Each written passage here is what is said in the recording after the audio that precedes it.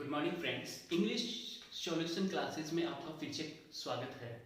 कल हमारा जो टॉपिक था वो चल रहा था टेंस के बारे में।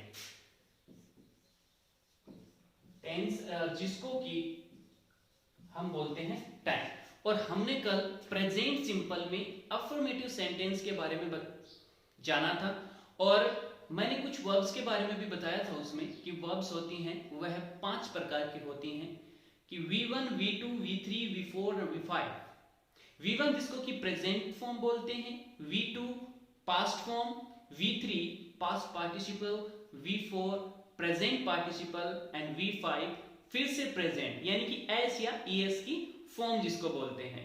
और इसके तहत हमने जाना था कि किस प्रकार से प्रेजेंट सिंपल में अफर्मेटिव सेंटेंस का जो स्ट्रक्चर है, अफर्मेटिव सेंटेंस को किस तरीके से बनाया जाता है। तो सबसे पहले छोटी सी जानकारी और कि जिसमें कि हमने पढ़ा भी है कि प्रेजेंट सिंपल जिसकी पहचान जो होती है, हिंदी के सेंटेंस की जो पहचान होगी उसकी वो क्या होगी कि यहां पर क्या आएगा, ता है, ती है और ते है आता है। तो इसके तहत हमने जाना था कि किस प्रकार से इसमें स्ट्रक्चर जो बनता है वह subject plus verb plus object बनता है। Subject plus verb plus object बनता है, और सब्जेक्ट वर्ब ऑब्जेक्ट के साथ में हमने यह भी जाना था कि इस प्रकार के सेंटेंस में V1 और V5 का भी यूज होता है। लेकिन होता कब है, जब हमारा सब्जेक्ट जो है वह सिंगुलर है तो हम किसका यूज करेंगे, V5 का यूज करेंगे। क्योंकि मैंने बताया था कि V5 जो होती है वो क्या होते हैं, एस या ईएस वाली फॉर्म, और एस या ईएस वाली फॉर्म जिसको कि बोलते हैं सिंगुलर, तो ये क्या है, सिंगुलर भी है। तो जब कल हमने जाना था कि यदि हमारा सब्जेक्ट जो है वह सिंगुलर है तो हम क्या करेंगे, अपनी वर्ब को भी सिंगुलर बना देंगे, इसीलिए यहां पर एस या ईएस का यूज है वो होता है। और चलिए हम आगे बढ़ते हैं हमारे नेक्स्ट पैटर्न की तरफ, जो कि है प्रेजेंट सिंपल में नेगेटिव। प्रेजेंट सिंपल में नेगेटिव के बारे में कि किस प्रकार से नेगेटिव सेंटेंस है वो प्रेजेंट सिंपल में बनाया जाता है। तो देखिए, नेगेटिव का ही मतलब क्या होता है, नेगेटिव का मतलब होता है नकारात्मक। नकारात्मक मतलब कि इसमें नहीं का यूज होता है। अब नकारात्मक होता है तो पता ही है, नहीं नहीं को क्या बोलते हैं, नो भी बोलते हैं, नॉट भी बोलते हैं, नेवर भी बोलते हैं। अब ये देखिए, नकारात्मक तो तीनों तरीके से होता है। अब इनका यूज कहां कहां किया जाता है। अब इनके यूज में क्या होगा कि देखिएगा कि नो यदि सेंटेंस में लिखना है तो वह तो आएगा सेंटेंस के स्टार्टिंग में यानी कि फर्स्ट में। नेवर आता है वो आता है मैन वर्ब के पहले, मैन वर्ब के पहले। और नॉट जो होता है, जो कि अमूमन हमारे प्रत्येक लगभग सेंटेंस में यूज लिया जाता है। अब ये नॉट की क्या कहानी है, नॉट जो होता है वो होता है थर्ड पोजीशन पर। नॉट जो आता है वो आता है थर्ड पोजीशन पर। तीनों ही सेंटेंस हैं, तीनों ही है वो नकारात्मकता को दर्शाते हैं, लेकिन ज्यादातर यूज है वो किसका किया जाता है, नॉट का। और नॉट कौन सी पोजीशन पर आता है, थर्ड पोजीशन पर। अब थर्ड पोजीशन पर नॉट आता है, इसके लिए हमें क्या करना होता है कि यदि हम सेंटेंस बना रहे हैं नेगेटिव, यदि हम सेंटेंस अपना बना रहे हैं नेगेटिव, तो अब देखिएगा कि नेगेटिव सेंटेंस बनाने के लिए, नेगेटिव सेंटेंस बनाने के लिए हमें क्या चाहिए, वही फार्मूला है, सब्जेक्ट चाहिए ही चाहिए। उसके बाद में अब हमें पता है कि हमें रखना है नोट को तीसरे नंबर पर। अब नोट को तीसरे पे रखेंगे तो यहां दूसरे पे क्या रखेंगे, दूसरे पे क्या रखेंगे। अब हमने जाना था कि मेन वर्ब के साथ साथ में ऑक्सिलरी वर्ब भी होती हैं जिनको हेल्पिंग वर्ब बोलते हैं, कि मतलब कि अब नॉट लगाने के लिए अब हमें सहायता की जरूरत पड़ेगी। अब हमें सहायता की जरूरत है वो पड़ेगी कि अब हमें नॉट है तो इसके लिए कुछ ना कुछ लगाना पड़ेगा। तो हमारे पास में सहायता करने के लिए क्या है, ऑक्सिलरी वर्ब है, यानी कि हम लगाएंगे हेल्पिंग वर्ब प्लस नॉट। फिर इसके बाद में मैन वर्ब, और मैन वर्ब की भी कौन सी, V1। इसमें कौन सी लगाएंगे, V1 लगाएंगे, और फिर उसके बाद में रखेंगे हम इसका ऑब्जेक्ट। तो हमारा नेगेटिव का जो स्ट्रक्चर है वो इस तरीके से तैयार होगा कि देखिएगा सब्जेक्ट आ रहा है हेल्पिंग वर्ब, नॉट, V1 और ऑब्जेक्ट। अब सर हेल्पिंग वर्ब लगाएं कौन सी, तो सर जान लीजिएगा कि हेल्पिंग वर्ब प्रेजेंट सिंपल में हेल्पिंग वर्ब जो होती है वो हमेशा होती है डू और डज, डू और डज होती है। अब सर क्वेश्चन ये आता है कि सर आपने तो दो बता दी, डू और डज, तो अब डू लगाएं या डज लगाएं, डू लगाएं या डज लगाएं। तो सर इसका सीधा फार्मूला यही है डू और डज का। यदि आपका सब्जेक्ट प्लूरल है तो डू लगा दो, यदि सिंगुलर है तो डज लगा दो। कौन, सब्जेक्ट। जान लो, सब्जेक्ट प्लूरल है डू लगेगा, सब्जेक्ट सिंगुलर है डज लगेगा। तो यानी कि यहां पर हेल्पिंग वर्ब के तौर पर आप डू और डज का यूज है वो इस तरीके से कर सकते हैं, किसको देखते हुए, सब्जेक्ट को देखते हुए। यदि आपका सब्जेक्ट सिंगुलर है तो डज लगा दो, प्लूरल है तो डू लगा दो, नॉट लगा दो, वर्ब की फर्स्ट फॉर्म रखो। ये याद रखना हमेशा। यदि आपके सेंटेंस में डू आ रहा है, डज आ रहा है, या फिर डिड आ रहा है, या फिर कोई मॉडल आ रहा है, तो हमेशा वर्ब की फर्स्ट फॉर्म का ही यूज करो, यानी कि V1 का ही यूज करो, कोई और नहीं आएगा, V1 का ही यूज होगा। इसी तरीके से हम एक एग्जांपल के तौर पर इसको समझते हैं।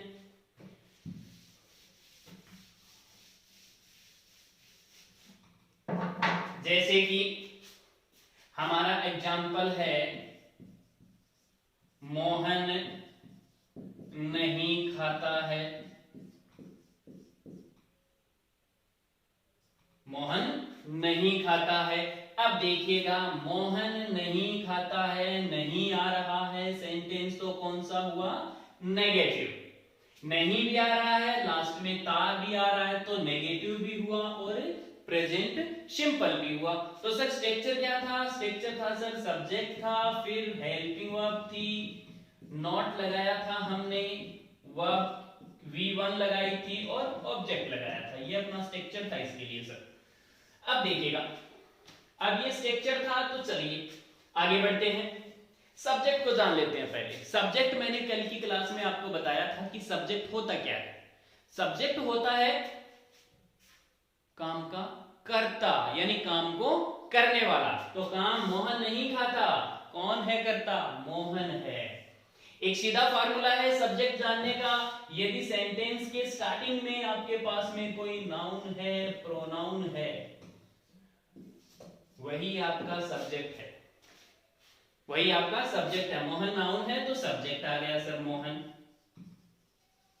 फिर हेल्पिंग वर्ब। अब हेल्पिंग वर्ब का फार्मूला लेते हैं, तो हेल्पिंग वर्ब जान लीजिएगा, सब्जेक्ट प्लूरल है डू, सब्जेक्ट सिंगुलर है डज, मोहन है किसी का नाम है। अब ये और जान लीजिएगा कि सिंगुलर और प्लूरल होते कौन कौन से हैं। तो देखिएगा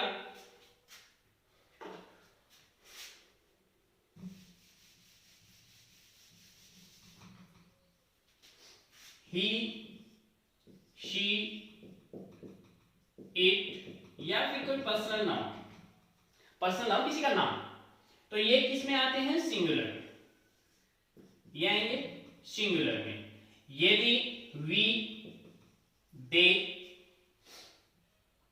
यू, या फिर कोई भी प्लूरल थिंग्स है, तो वह किस में आएगी, प्लूरल में।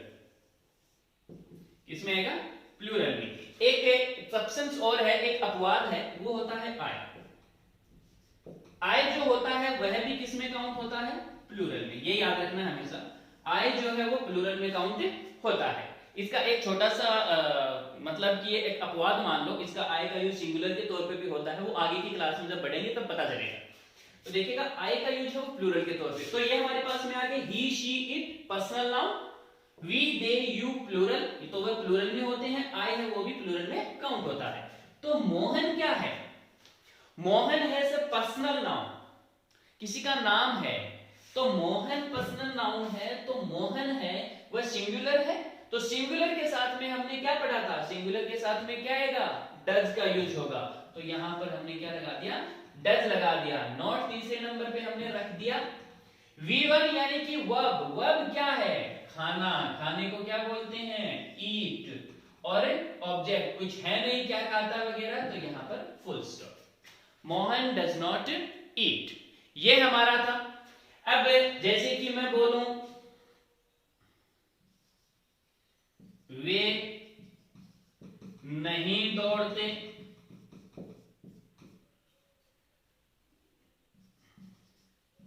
हम खाना नहीं बनाते,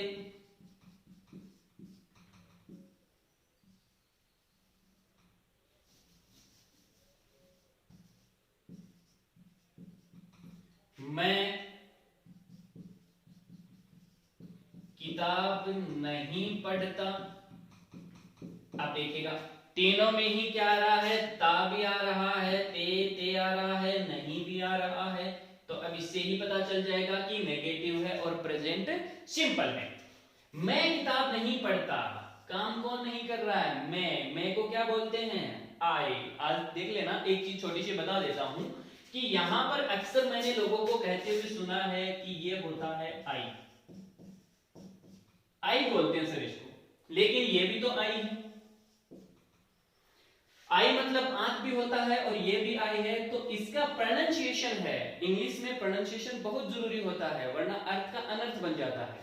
तो ये होता है आई, आई होता है, तो इसको आई ना पढ़े, इसको पढ़े आई। तो ये सब्जेक्ट क्या है, आई, तो यहां पर आ गया आई। फिर इसके बाद में हेल्पिंग वर्ब, अब हेल्पिंग वर्ब आई, यानी कि हेल्पिंग वर्ब किसके अकॉर्डिंग, सब्जेक्ट के अकॉर्डिंग। सब्जेक्ट हमारा क्या है, आई है, आई किसमें काउंट होता है, प्लूरल में, तो क्या आ गया, प्लूरल आ गया, तो प्लूरल में क्या लगा देंगे, डू, डू के बाद में तीसरे नंबर पर नॉट, फिर वर्ब क्या है, पढ़ना, पढ़ने को क्या बोलते हैं, रीड, और क्या नहीं पढ़ता, पुस्तक यानी किताब यानी कि book, I do not read book. वे नहीं दौड़ते, वे क्या हो गए, दे, प्लूरल है, क्या लगा दिया, डू, नॉट तीसरे नंबर पर, क्या काम नहीं करते, दौड़ने का, दे डू नॉट रन। हम खाना नहीं बनाते, हम प्लूरल हैं, क्या आता है, वी, खाना नहीं बनाते, डू लगाओगे, वी प्लूरल है तो नॉट लगाओगे। खाना बनाने को क्या बोलते हैं, कुक, और क्या नहीं बनाते, food, we do not cook food. तो इस तरीके से हमने जाना कि नेगेटिव सेंटेंस को किस प्रकार से प्रेजेंट सिंपल में बनाया जाता है। अब जानिएगा इंटेरोगेटिव।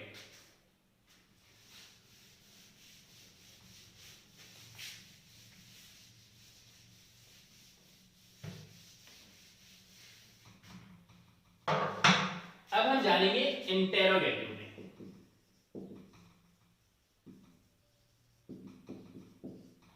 इंट्रोगेटिव, इंट्रोगेटिव का मतलब क्या होता है, प्रश्नवाचक, क्या बनता है, प्रश्नवाचक, यानी कि सेंटेंस के लास्ट में आपको साइन ऑफ क्वेश्चन दिया हुआ होगा, यानी कि क्वेश्चन मार्क दिया हुआ होगा।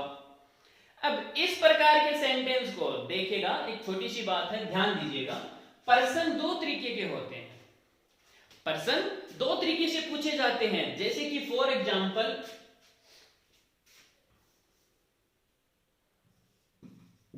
क्या वह खाता है, वह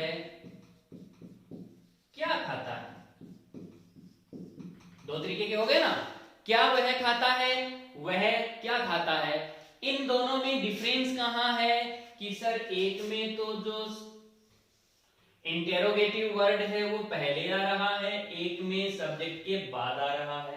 तो सर यहीं पर आपकी कहानी है वो समझ लो।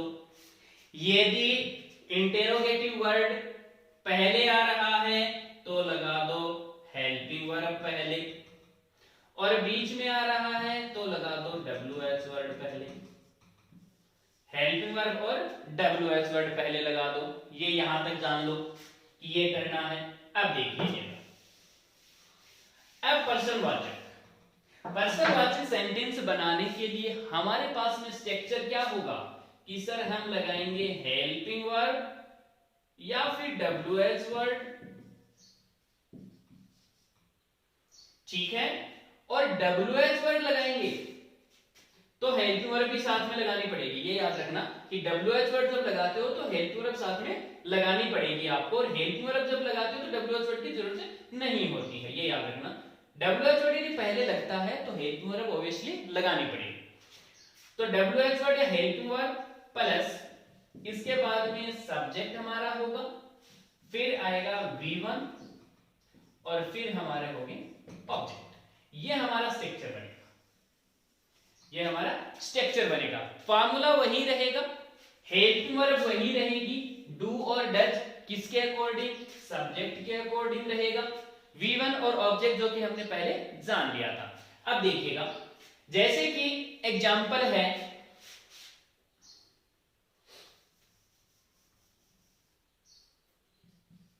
क्या राम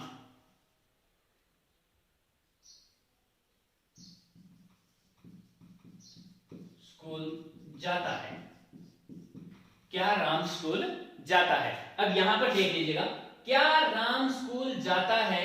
अब एक और है राम कहां जाता है।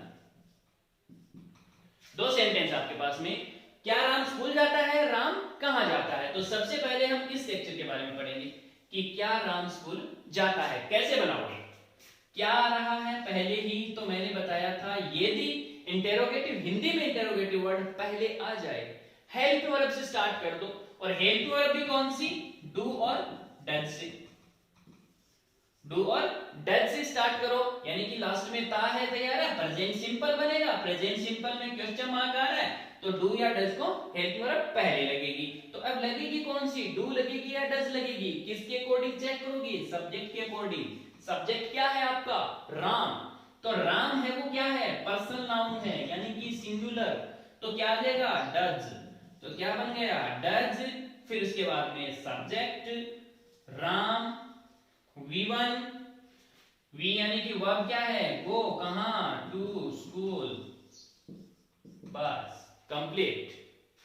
राम कहां जाता है, राम कहां जाता है, कहां वर्ड आ रहा है, WH वर्ड का है, इंटेरोगेटिव वर्ड है। हिंदी में कौन कौन से होते हैं, क्या, कौन, कहां, कब, कैसे, कौन सा, किसका,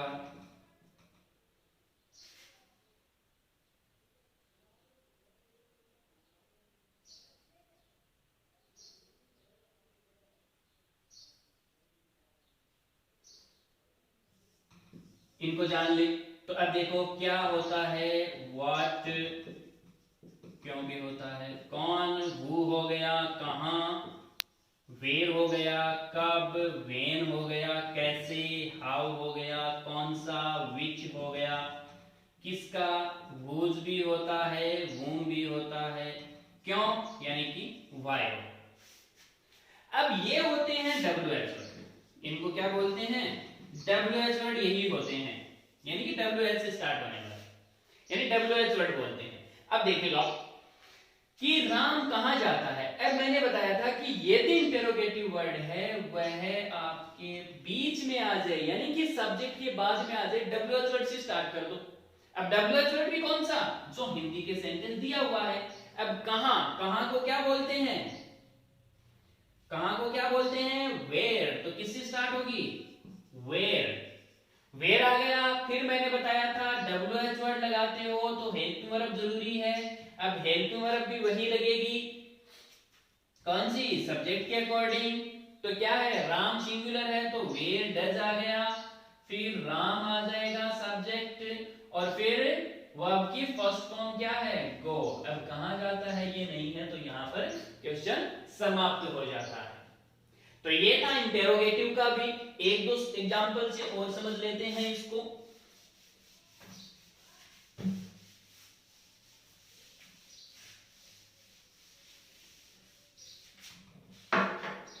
जैसे कि एक एग्जांपल है,